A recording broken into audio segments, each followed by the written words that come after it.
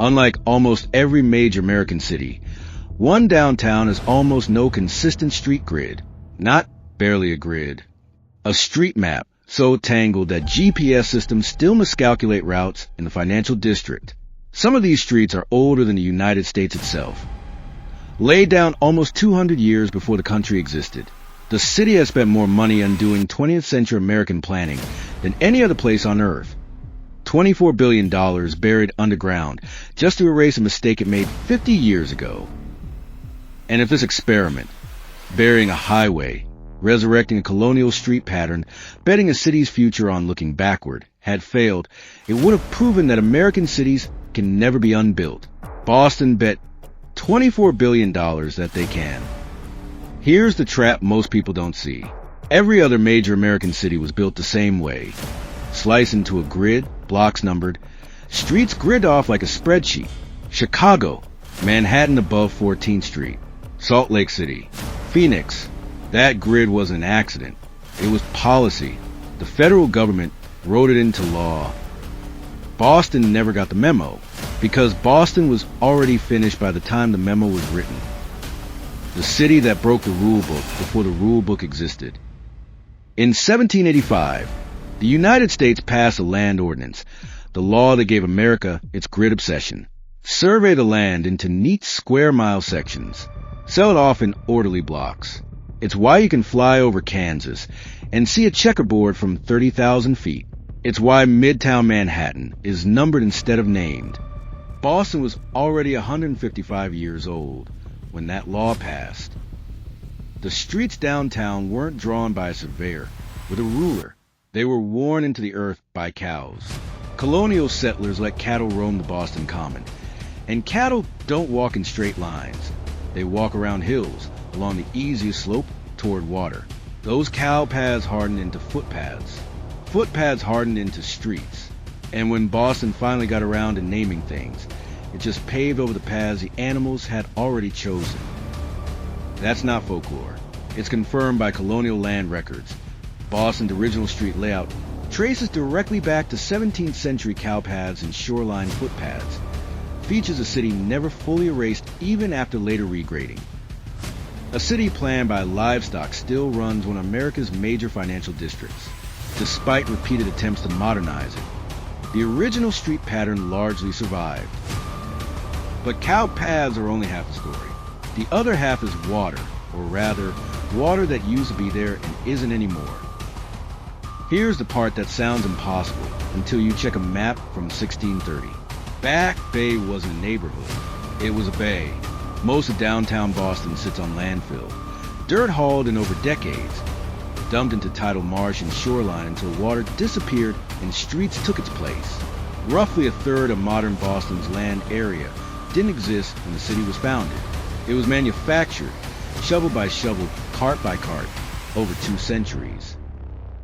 And when you fill in a bay instead of platting a grid, you don't get right angles. You get the shape of the old shoreline. You get curves where the water used to bend, dead ends where a wharf used to jut out, streets that seem to apologize for existing because they're tracing the memory of a coastline nobody alive has ever seen. Boston isn't a city built on a plan. It's a city built on a scar, and the scar tissue never grew straight. So here's the curiosity gap almost nobody answers. If Boston has always looked like this, why does it feel more European specifically now? More than it did in, say, the 1970s? The cow paths were always there. The landfill was already dry by 1900. What changed? The answer is the antagonist of this story, and it isn't the cows. It's a road. In 1959, Boston did what every ambitious American city did in the post-war boom. It declared war on its own downtown. City planners rammed an elevated 6-lane expressway directly through the heart of the old colonial core. It was called the Central Artery. It was supposed to be progress. Cars over cobblestones, speed over history. It became one of the most hated structures in American urban history. Locals called it the Other Green Monster. A rusting steel wall that cast a permanent shadow over downtown, cut the north end off from the waterfront, and turned what used to be walkable colonial streets into a traffic sewer. By the 1990s, The artery was carrying roughly double the traffic it was designed for and produced gridlock for up to 10 hours a day. America built a machine to erase Boston's oldest neighborhoods, and for 35 years, the machine won. This is where most versions of the story stop. They tell you the highway was bad and leave it there. They don't tell you what it actually cost to kill it. Boston didn't just tear the highway down. It buried it, routed the entire 6-lane artery underground into tunnels dug directly beneath a functioning, occupied downtown, without shutting the city down while it happened. The project took from 1991 until substantial completion in 2007. Final costs are estimated at roughly $24 billion once interest on the debt is included, making it, by a wide margin, the most expensive highway project in United States history. Let that sit for a second. Roughly $15 billion in direct construction costs, climbing to an estimated $24 billion once financing and interest are counted, not just to build something new, to remove something old and give the land back to the city it had been stolen from. And here's the twist almost nobody outside New England has connected.